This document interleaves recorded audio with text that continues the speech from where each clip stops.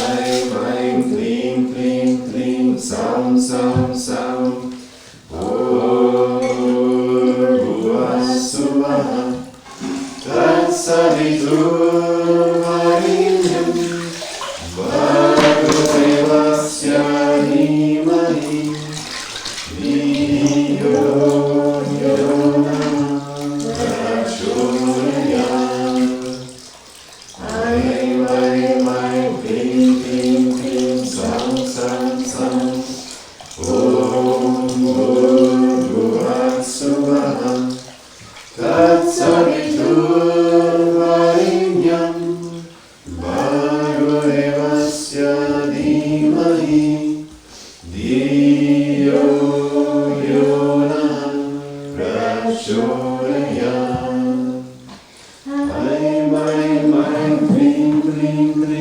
Sam Sam Sam Om Bhurbhuvah Swaha Tatsavitruvarenyam Bhargavasya dhimahi Dhiyo yo prachodayat.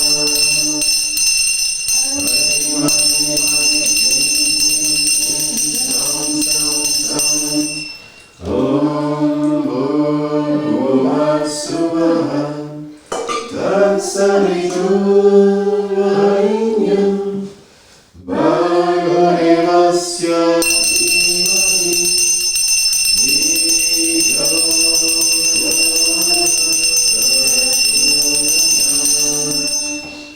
Aim Aim Aim Klim Klim Klim Sam Sam Sam Om Bhurbhuvah Swaha Tatsavitruvarenyam Bhargavasya dhimahi Dhiyo yo prachodayat.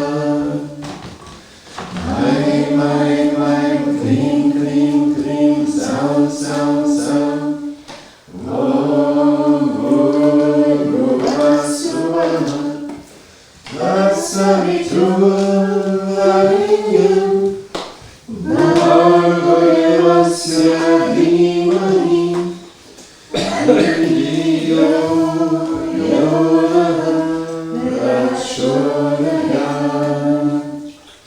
Aim Aim Aim Klim Klim Klim Sam Sam Sam Om Bhurbhuvah Swaha Tatsavitruvarenyam Bhargavasya dhimahi Dhiyo yo prachodayat. Aim Aim Aim Klim Klim Klim Sam Sam Sam Om Bhurbhuvah Swaha Tatsavitruvarenyam Bhargavasya dhimahi Dhiyo yo prachodayat. Aim Aim Aim Klim Klim Klim Sam Sam Sam Om Bhurbhuvah Swaha Tatsavitruvarenyam Bhargavasya dhimahi Dhiyo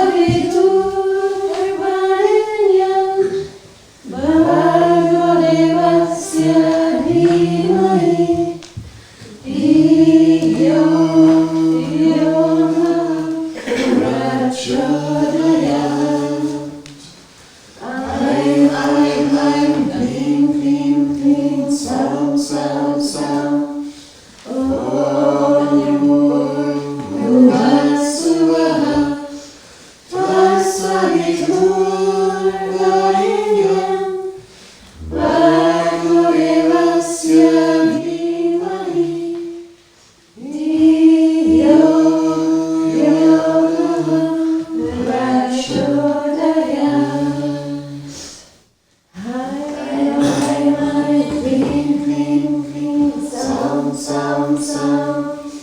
Om Bhuvasvaha Tatsavitu Varengyam Bhargavasya Dhimahi Dhiyo Yonah Prachodayat.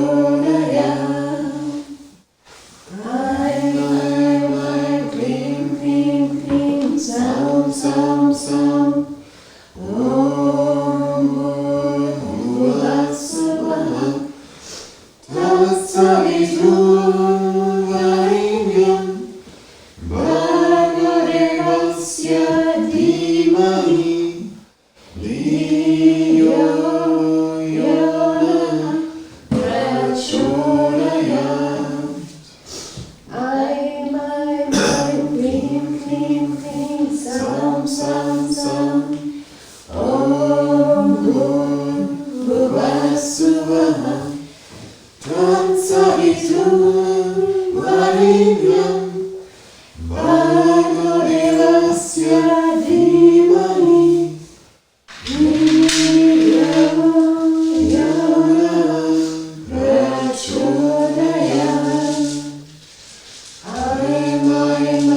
Klim Klim Klim Sam Sam Sam. Om Bhuvasvaha Tatsavitu Varengyam Bhargavasya Dhimahi Dhiyo Yonah Prachodayat.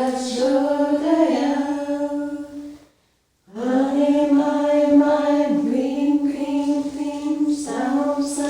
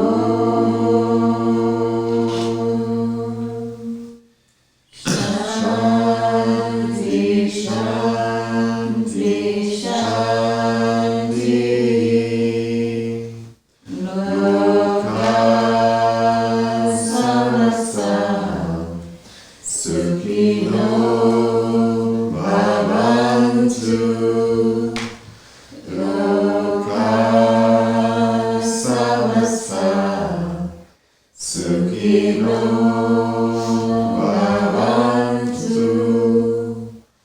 Loka samasta sukhino bhavantu.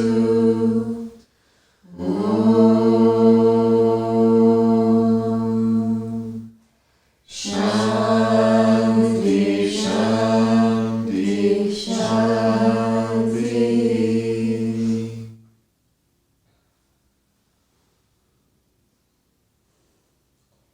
Akhilanda Koti Brahmanda Nayaka Rajadiraja Yogiraja Parabrahma Sachitananda Samartha Sadguru Shirdi Sai Baba Maharaj Ki Jai. Akhilanda Koti Brahmanda Nayaka Rajadiraja Yogiraja Parabrahma Sachitananda Samartha Sadguru Yesu Maharaj Ki Jai. Akhilanda Koti Brahmanda Nayaka Rajadiraja Yogiraja Parabrahma Sachitananda Samartha Sadguru Sri Sai Maharaj Ki Jai.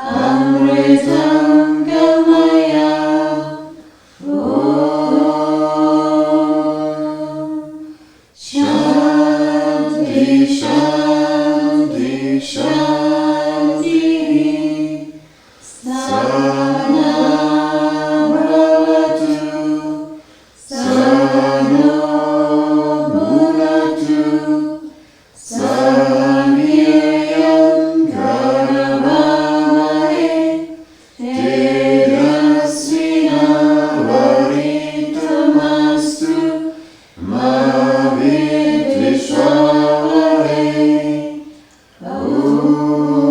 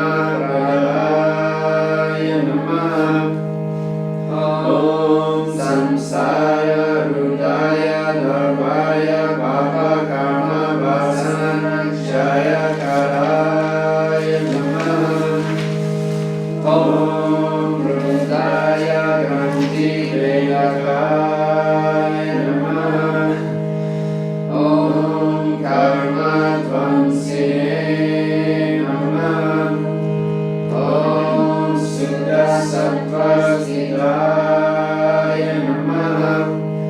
Om Gunatita Gunatmane Namaha. Om Anantakayana Gunaya Namaha. Om Arita Parakamaya Namaha. Om Jaine Namaha. Om Durgasha Shubhyaya Namaha. Om Aparajitaya Namaha. Om Trilokesu Abhigata Gataye Namaha. Om Asakya Raditaya Namaha. Om Sarva Shakti Murtaye Namaha. Om Sarupa Sundaraya Namaha. Om Sulochanaya Namaha. Om Maharupa Vishwamurtaye Namaha. Om Arupa Yataya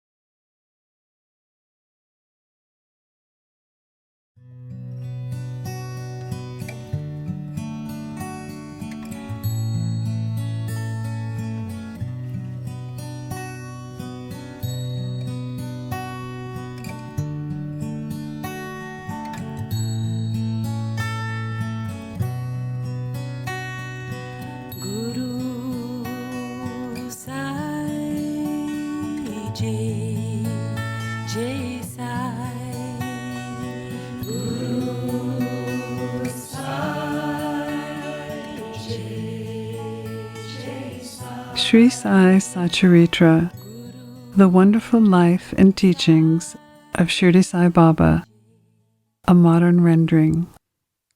Chapter 39. Baba's Knowledge of Sanskrit. This chapter discusses Baba's interpretation of a verse from the Bhagavad Gita. Some people did not believe that Baba knew Sanskrit, but given his interpretive teachings to Nana Sahib, Madhpant refuted that objection in Chapter 50. As Chapter 50 deals with the same subject matter, it is incorporated into this chapter. Preliminary. Blessed is Shirdi, and blessed is the Dwarkamai, where Sri Sai lived and moved until he took Mahasamadhi. Blessed are the people of Shirdi, whom he helped and for whom he came such a long distance. Shirdi was a small village at first, but it attained great importance on account of his contact and became a tirtha, a holy place of pilgrimage. Equally blessed are the women of Shirdi. Blessed is their complete and undivided faith in him. They sang the glories of Baba while bathing, grinding, pounding corn, and doing other housework. Blessed is their love, for they sang sweet songs, which calm and pacify the minds of the singers and listeners.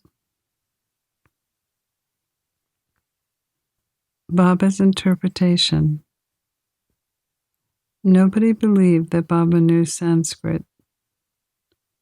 One day he surprised everyone by giving a good interpretation of a verse from the Bhagavad Gita to Nana Sahib. A brief account of this was written by B.V. Deo and published in Marathi in Sri Sai magazine. Short accounts of this are also published in Sai Baba's Charters and Sayings and in The Wondrous Saint Sai Baba, both by B.V. Narasimha Swami. B.V. Deo has also given an English version of this in his statement. As he received this account firsthand from Nana Sahib, his version is given here. Nana Sahib was a good student of Vedanta. He had read the Bhagavad Gita with commentaries and prided himself on his knowledge. He imagined that Baba knew nothing of all this, or of Sanskrit. So one day, Baba pricked this bubble. Those were the days before crowds flocked to Baba, and Baba had solitary talks in the masjid with devotees. Nana Sahib was sitting near Baba and massaging his legs and muttering to himself. Baba said, "Nana, what are you mumbling to yourself?" Nana replied, "I am reciting a sloka in Sanskrit." "What sloka?" Baba asked. Nana replied, "From the Bhagavad Gita." Baba commanded, "Say it loudly." Nana then recited the verse from the Bhagavad Gita, chapter 4, verse 34. Tadvidi pratipattena pariprashnena sevaya upadekshanti te jnanam yanina tattva dashinaha. Baba asked, "Nana, do you understand it?" "Yes," said Nana. Baba said, "If you do, then tell me." Nana responded, "Know that by means of Shashtanga Namaskar, inquiry and service to the Guru, Yanis who have realized the truth will teach you Yana, which is knowledge." Baba said, "Nana, I do not want a paraphrase of the whole stanza.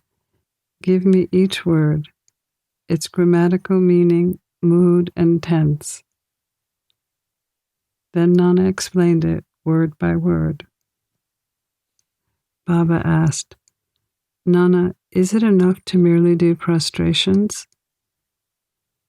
Nana replied, "I do not know any other meaning for the word pranipata other than making prostrations." "What is pariprashna?" asked Baba.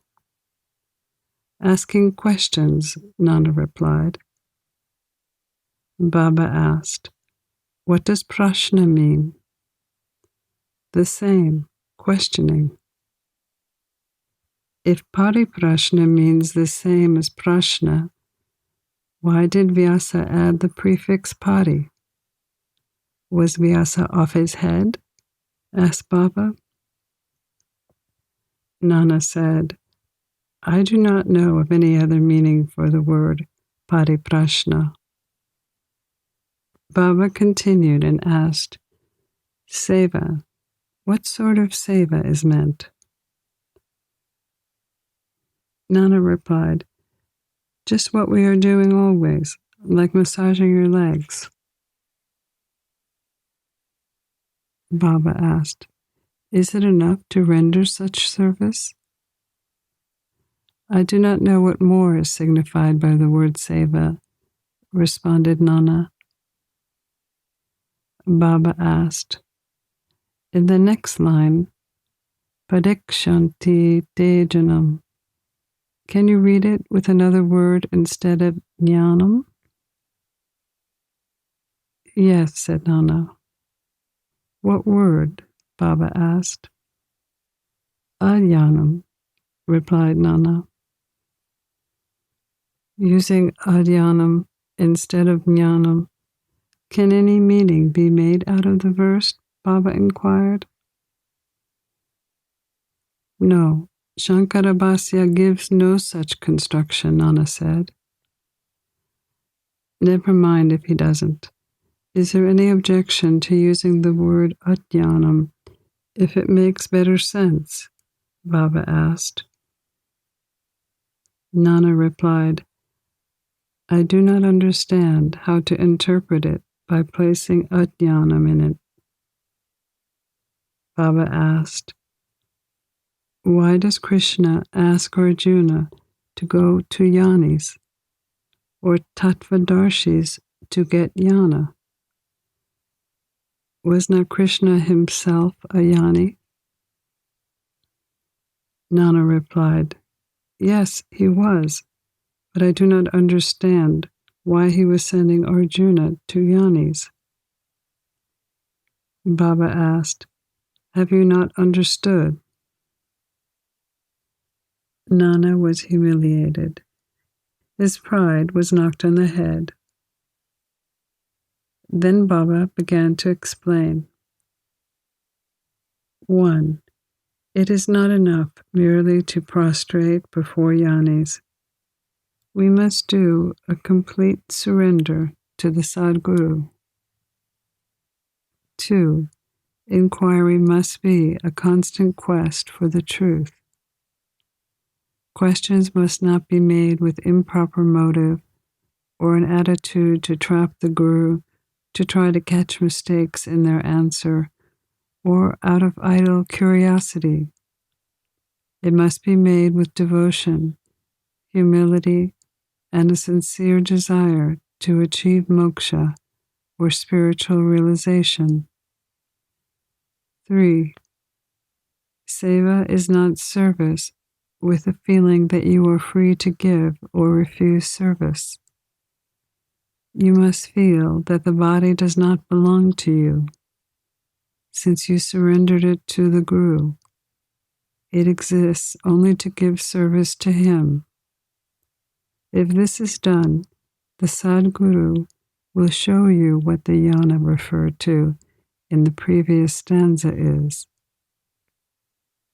Nana still did not understand what was meant by saying that the Guru teaches ajnana. Baba explained, how is jnana upadesh, the imparting of realization, to be achieved? Destroying ignorance is jnana. The Yaneshwari commentary of the Gita says, removal of ignorance is like this, O Arjuna. If dream and sleep disappear, you are yourself. It is like that. It also says, is there anything else in jnana besides the destruction of ignorance? Expelling darkness means light. Destroying duality means non-duality. Whenever we speak of destroying duality, we speak of non-duality. Whenever we speak of destroying darkness, we talk of light. If we have to realize the non-dual state, the feeling of duality in ourselves has to be removed. That is the realization of the non-dual state. Who can speak of non-duality while remaining in duality? Unless one gets into that state, how can one know it and realize it? One must enter the non-dual state to know it and realize it. Again, the Shishya, the disciple, like the Sadguru, is really the embodiment of jnana.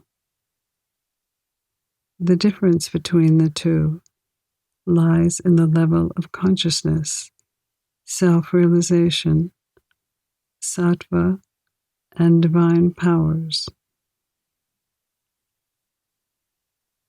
The Sadguru is nirguna, formless, Satchidananda,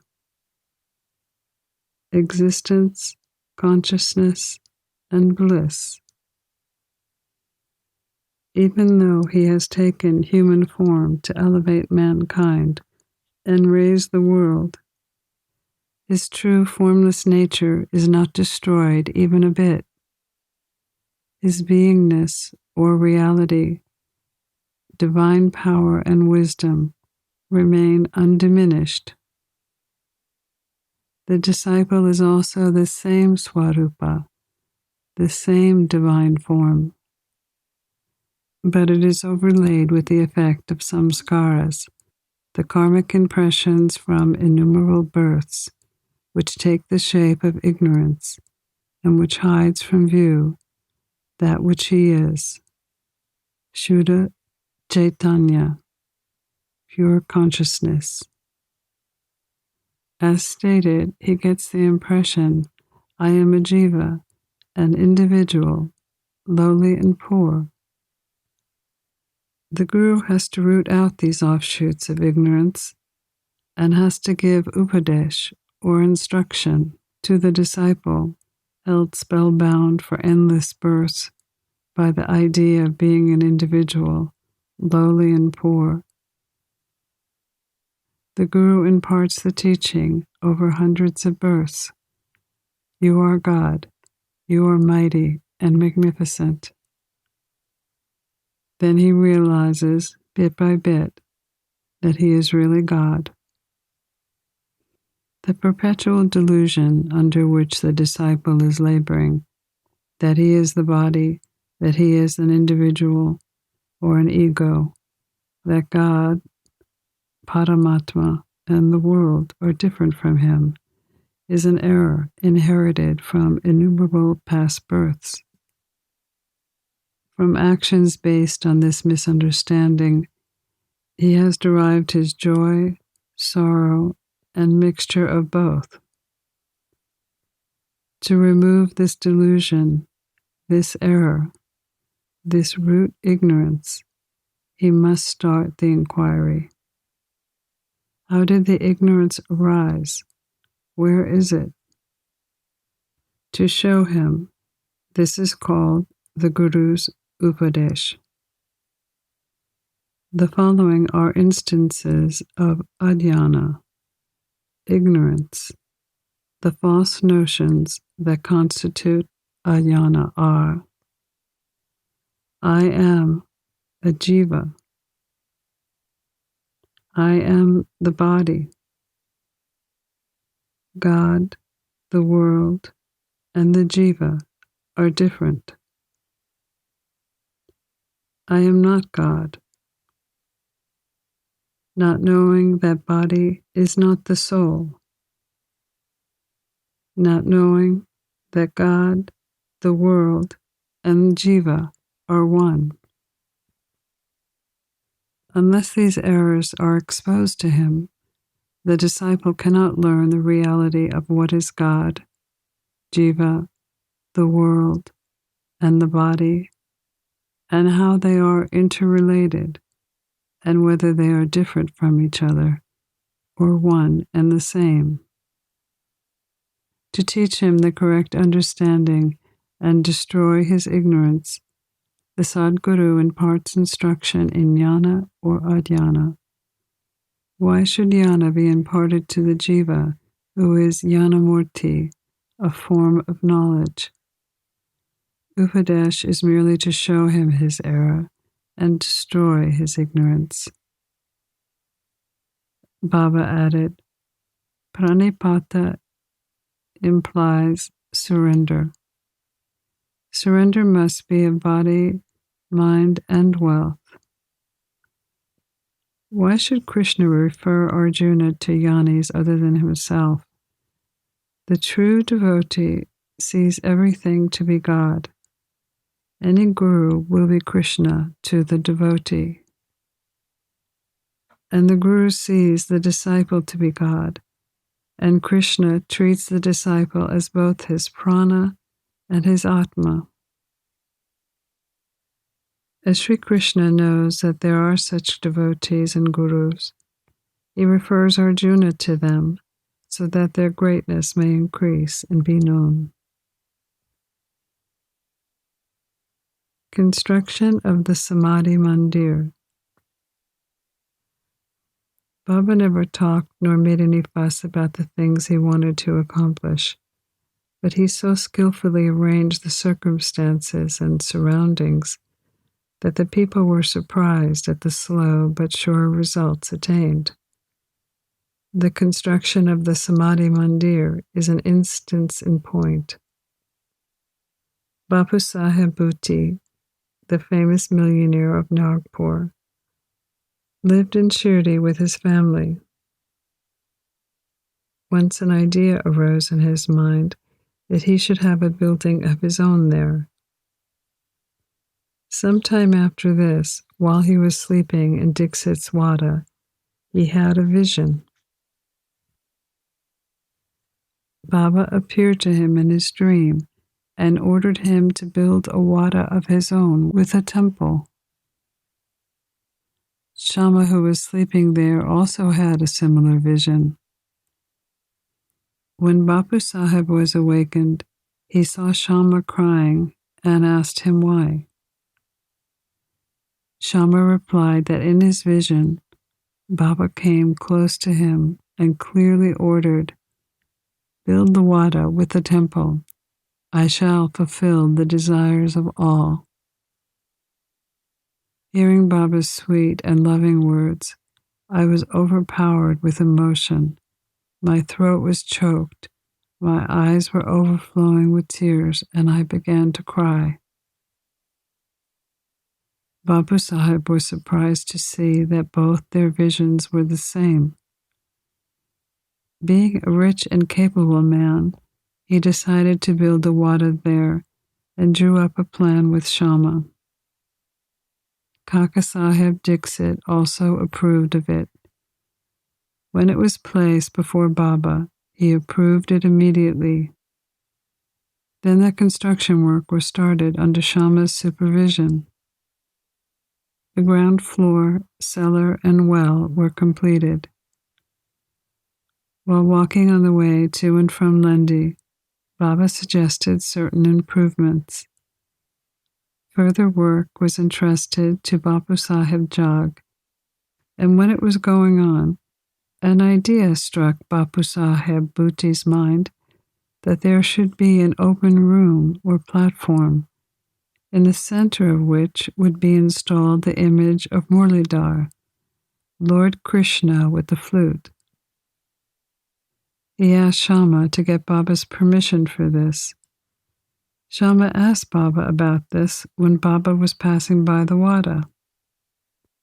After listening to Shama, Baba gave his consent, saying, "After the temple is complete, I will come there to stay." Then staring at the wada, he added, "After the wada is complete, we shall use it ourselves. We shall live, move, and play there, and embrace each other and be happy." Then Shama asked Baba whether this was an auspicious time to begin the foundation work of the central room of the shrine. Baba answered yes. Shama got a coconut, broke it, and started the work. In due time, the work was completed, and an order was also given for making a good image of Murlidhar. But before it was ready, something happened. Baba became seriously ill and was about to pass away. Bapu Sahib Bhuti became very sad and dejected, thinking that if Baba passed away, his water would not be blessed by the holy touch of Baba's feet, and all his money would be wasted.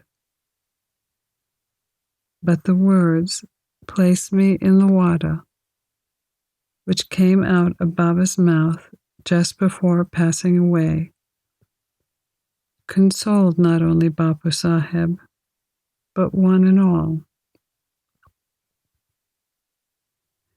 In due time, Baba's holy body was placed and preserved in the central shrine meant and designed for Murlidhar, and Baba himself became Murlidhar, and the water became the Samadhi Mandir of Sai Baba. His wonderful life is unfathomable. Blessed and fortunate is Bapu Sahib Bhuti, in whose water lies the holy and pure body of Baba. Pranams to Sri Sai. Peace be to all.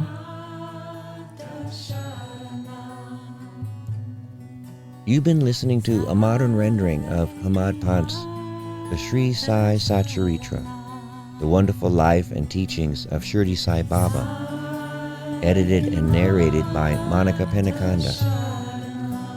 For more content like this online, please go to divinelineage.org, SaiFamily.org, and peacefires.org.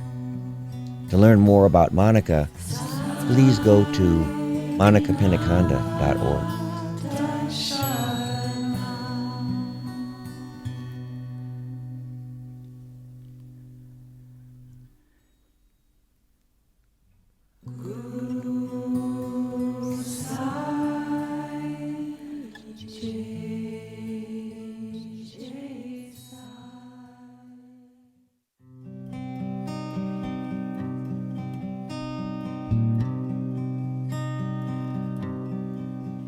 What a woman in this creation of the mother. How many millions of broken hearts in the globe. What a woman in this creation of the mother. How many millions of broken hearts in the globe. How far will you create broken hearts in your creation? How